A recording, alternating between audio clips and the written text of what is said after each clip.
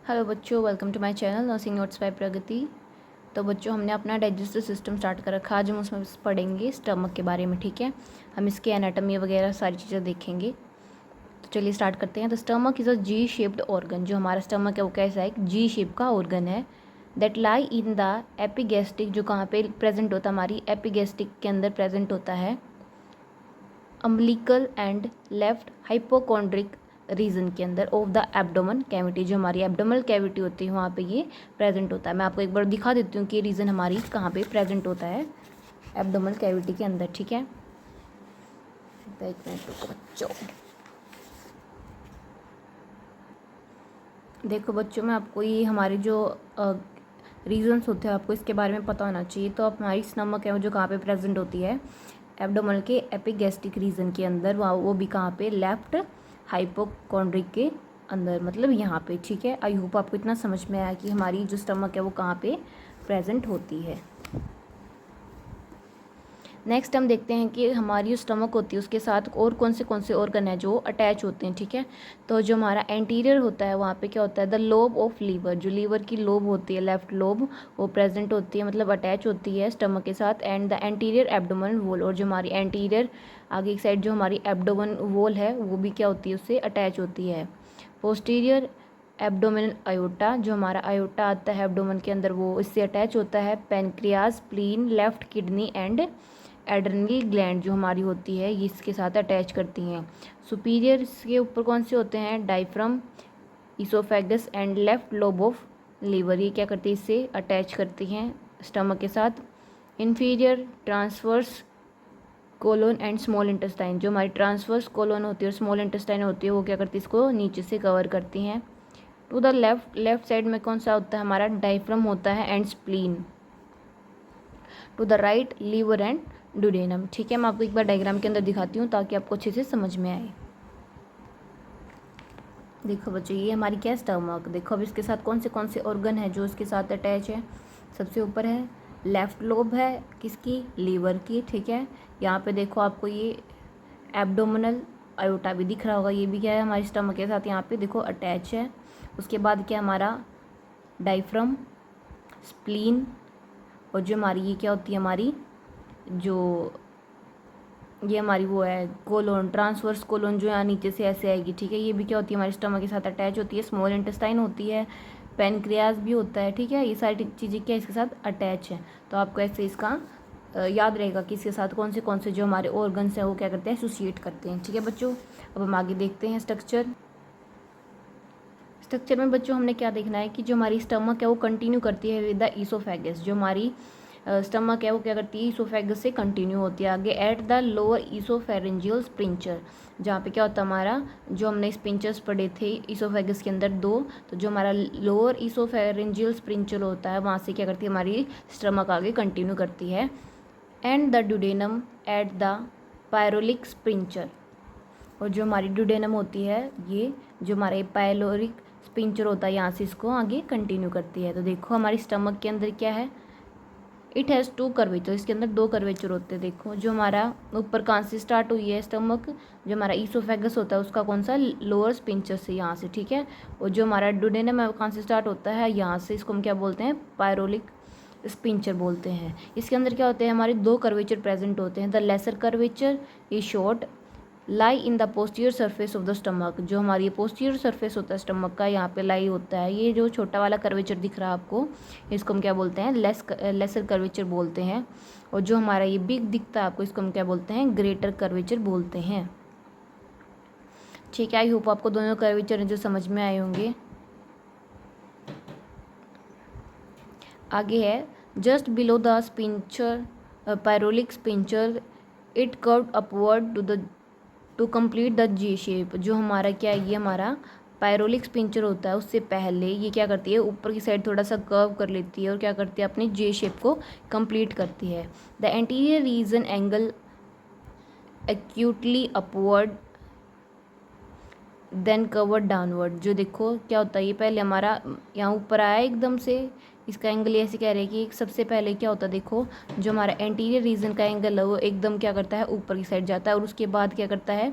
नीचे की side curve करता है डाउनवर्ड। ठीक है, जिसको हम क्या बोलते हैं? Much forming the much longer greater curvature, क्या करता है कि लंबा सा ग्रेट कर्वेचर बनाता है। ठीक है, आई होप आपको इतना समझ में आएगा। इसमें ये बता रखा है कि हमारी कहाँ से स्टमक स्टार्ट होती है, कहाँ पे वो ख़त्म होती है, कि कहाँ से ड्यूडेनम स्टार्ट हुआ।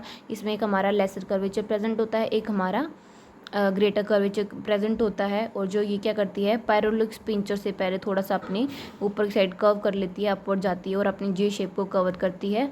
और सबसे पहले जब ये ऊपर से स्टार्ट करती है, यहाँ पे देखो लिख रखा है एंटीरियर रीजन के अंदर जो एंगल बनाती है एक्यूटली अपवर्ड, ऊपर की साइड बनाती है और फिर क्या करती है देन नीचे की साइड कर्व करती है, कहाँ पे ग्रेटर कर्वेचर की फॉर्मेशन करती है। आगे क्या है, it cover separately upward towards the pyloric sphincter, जो ये पायरोलिक्स पिंचर आता है यहाँ से क्या करती है वो वापस से अपवर्ड कवर कर लेती है। The stomach is divided into 3 region, जो हमारा स्टमक है उसको हमने 3 रीजन्स में डिवाइड किया है। सबसे पहले हमारा फंडस, फिर आती है हमारी बॉडी और फिर आता है हमारा पायरोलस। देखो जो हमारा ऊपर का पार्ट होता है ये क्या होता है हमारी फंडस, फिर आती है हमारी बॉडी का रीजन, ठीक है, यहाँ से यहाँ तक, फिर ये आता है हमारा पायरोलस रीजन, ठीक है। इसीलिए इसके अंदर क्या होता है हमारा पायरोलिक्स पिंचर प्रेजेंट होता है। आई होप बच्चों आपको इतना समझ में आया। आगे देखते हैं हम। At the distal end the pylorus is the pyloric sphincter, distal मतलब होता है दूर, ठीक है। वहाँ पे क्या होता है मतलब जो ये कोई भी हमारा ऑर्गन है मान लो ये, तो इससे क्या मान लो इस पॉइंट को हम बोलेंगे डिस्टल, ठीक है, क्योंकि दूर की साइड है। तो जैसे ये स्टमक है तो इसका एंड जहाँ पे होता है उसको हम क्या बोलते हैं, डिस्टल्ड एंड, ठीक है। वहाँ पे क्या होता है जो हमारा पायरोलिस होता है उसके अंदर क्या होता है हमारा पायरोलिक्स पिंचर प्रेजेंट होता है, जो क्या करता है guarding the opening between the stomach and the duodenum, जो क्या करता है हमारी स्टमक और ड्यूडेनम की ओपनिंग को क्या करता है गाइड करता है, ठीक है। अब हम देखते हैं वॉल्स ऑफ स्टमक, स्टमक की कितनी वॉल्स होती हैं। तो जैसे हमने अपनी जीआई की हमने 4 लेयर्स पढ़ी थी, वही सेम लेयर क्या है जीआई क्या करता है हमारे स्टमक को भी कवर करता है, तो वही 4 लेयर किसके अंदर प्रेजेंट होती है, स्टमक वॉल के अंदर भी प्रेजेंट होती हैं, ठीक है। The 4 layers of the tissue that compares the basic structure of the alimentary canal, it is found वही सेम लेयर क्या करती है are found in the stomach but with some modification, वही सेम लेयर मिलती हैं लेकिन इनके अंदर कुछ क्या होती है मॉडिफिकेशंस होती हैं, ठीक है। जो हमने ऊपर वाली देखी सबसे पहले सिरोसिस होती है, फिर हमारी क्या होती है मसल्स आती हैं, उसमें क्या होती है सबसे पहले लॉन्गिट्यूडनल, फिर हमारी आती है सर्कुलर और फिर ओब्लिक, ठीक है। ये सारी इसके अंदर प्रेजेंट होती हैं। तो इसमें भी बता रखा है कि हमारी जो मसल लेयर होती है वो क्या करती है, it consist 3 layers of the smooth muscles fibre, इसमें क्या होता है हमारी 3 लेयर होती हैं स्मूथ मसल्स फाइबर की, ठीक है। इसमें क्या देखते हैं आगे, an outer layer of the longitudinal fibres, जो हमने देखा जो आउटर लेयर वो क्या है लॉन्गिट्यूडनल फाइबर्स की है। The middle layer of the circular fibres, middle layer में क्या होते हैं सर्कुलर फाइबर्स होते हैं, और जो इनर लेयर होती है वो कैसी होती है हमारी ओब्लिक फाइबर्स से मिलकर बनी होती है। These arrangement allow for the powerful churning actions characteristics of gastric activities। देखो जो ये अरेंजमेंट होती है लेयर्स की ऐसे वो किस तरह होती है, जो उसकी जो एक्टिविटीज़ होती हैं हमारी स्टमक के अंदर उनमें हेल्प करती हैं, ठीक है, मूवमेंट में हेल्प करती हैं। एज वेल एज पेरास्टाल्सिक मूवमेंट, जो हमारी जो फूड को आगे पंप करने की जो मूवमेंट होती है जिसको हम पेरास्टाल्सिक मूवमेंट बोलते हैं, उसमें भी ये हेल्प करती है। Circular muscles is strongest between the pylorus and the pyloric sphincter, जो हमारी सर्कुलर मसल्स होती हैं वो क्या होती हैं स्ट्रोंगेस्ट होती हैं कहाँ पे, बिटवीन द पायरोलस और हमारे पायरोलिक्स पिंचर के बीच में। देखो जो ये हमारा पायरोलस और पायरोलिक्स पिंचर है इसके बीच में क्या होती है हमारी जो सर्कुलर मसल्स होती है वो ज़्यादा स्ट्रोंग होती है। नेक्स्ट है हमारा म्यूकोजा।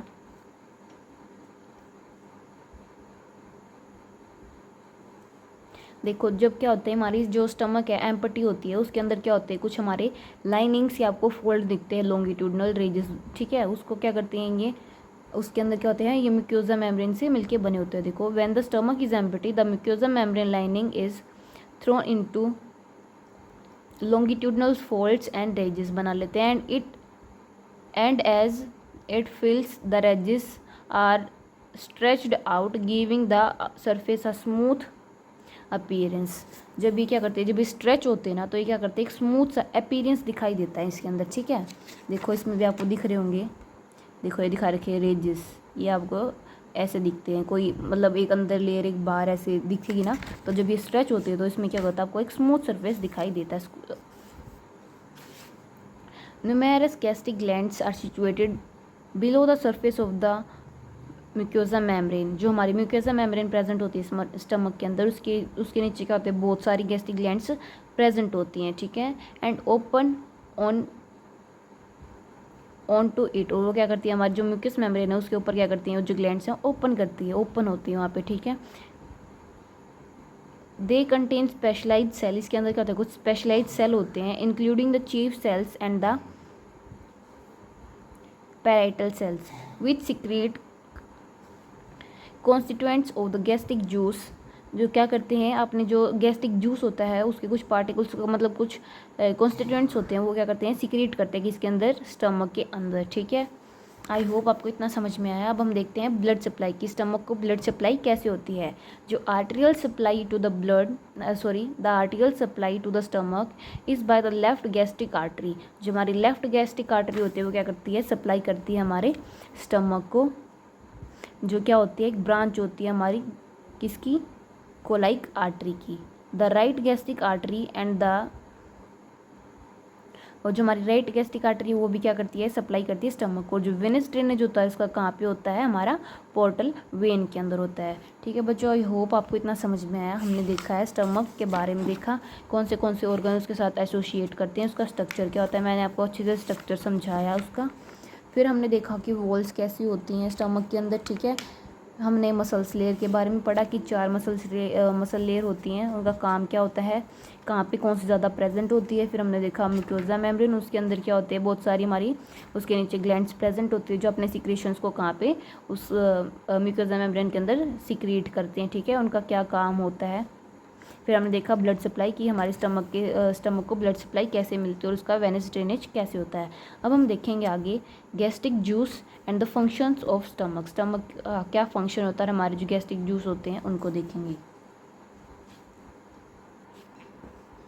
देखो बच्चों, gastric juice, about 2 litre of the gastric juice are secreted daily by the specialised secretory glands in the mucosa. जो हमारी म्यूकोसा थी हमने देखा, उसके अंदर उसके नीचे क्या होते हैं, ग्लैंड्स प्रेजेंट होती हैं, तो वहाँ से क्या करता है, हमारा 2 लीटर गैस्ट्रिक जूस है वो डेली सिक्रेट किया जाता है, ठीक है, उन ग्लैंड्स के द्वारा। कहाँ पे, म्यूकोसा के अंदर।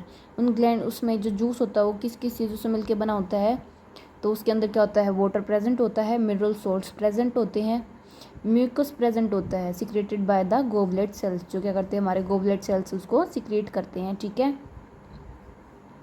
उसके बाद उसके अंदर क्या होता है, हाइड्रोक्लोरिक मतलब HCl, जो हमारा एसिड होता है वो प्रेजेंट होता है, जिसका क्या काम होता है, जो क्या सिक्रीट होता है, सिक्रेटेड बाय द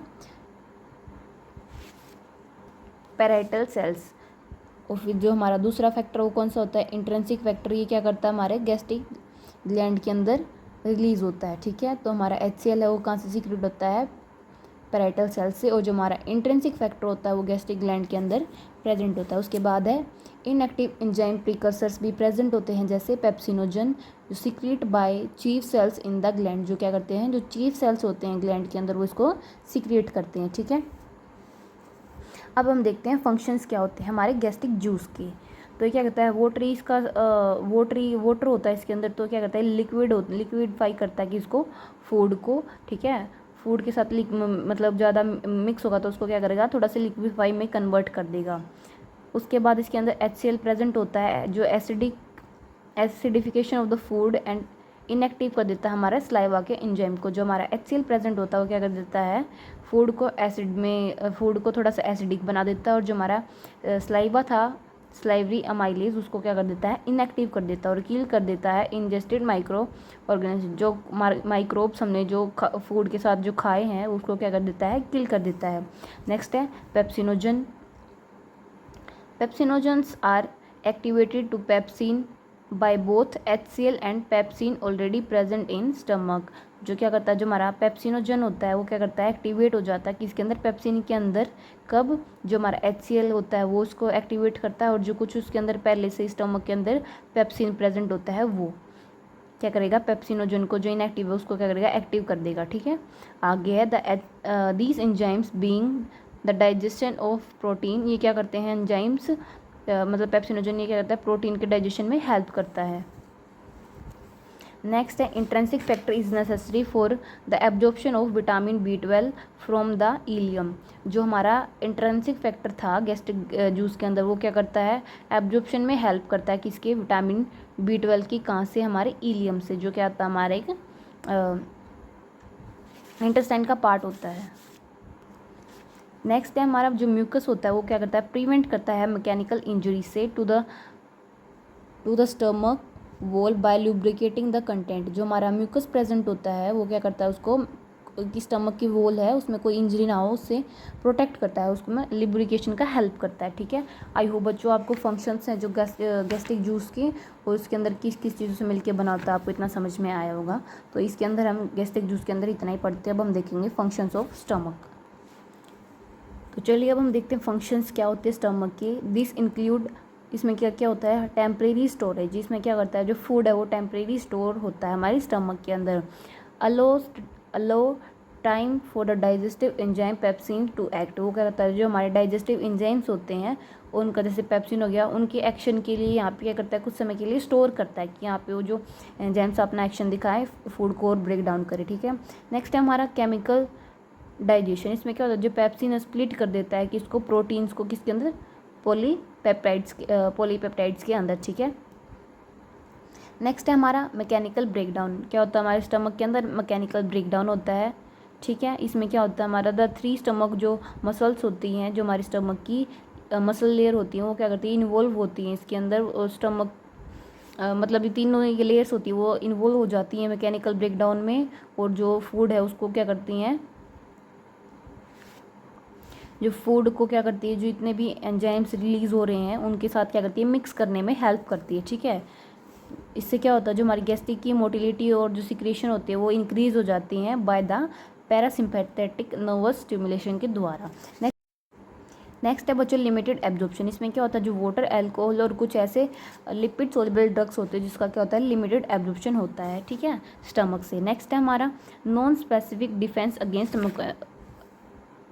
माइक्रोब्स। ठीक है, इसमें क्या होते हैं, जो हमारे कुछ ऐसे स्पेसिफिक एजेंट्स होते हैं, मतलब जो क्या करते हैं, हमारे माइक्रोब्स के अगेंस्ट अपना एक्शन डिफेंस शो करते हैं। क्या करते हैं आगे, provided by HCl in the gastric juice. जो हमारे गैस्ट्रिक जूस के अंदर जो HCl होता है वो क्या करता है, ये हमें डिफेंस प्रोवाइड करता है कि जो माइक्रोब्स हमने खाने के साथ खाए हैं उनको क्या करता है, ये डिस्ट्रॉय कर देता है। ठीक है, नेक्स्ट है हमारा preparation of iron for absorption. इसमें क्या होता है, हम क्या करते हैं, जो हमारे फूड के अंदर या फिर हम जो खाना खाते हैं उसके अंदर आयरन प्रेजेंट होता है, उसकी क्या करता है, एब्जॉर्प्शन में भी हेल्प होती है। जो आयरन एब्जॉर्ब होता है कहाँ से होता है, हमारे स्टमक के अंदर से एब्जॉर्ब हो जाता है। ठीक है, नेक्स्ट है हमारा production and secretion of the intrinsic factor. इसमें क्या होता है, स्टमक के अंदर जो हम प्रोडक्शन भी होता है और क्या होता है, सिक्रेशन होता है किसका, इंट्रिंसिक फैक्टर्स का।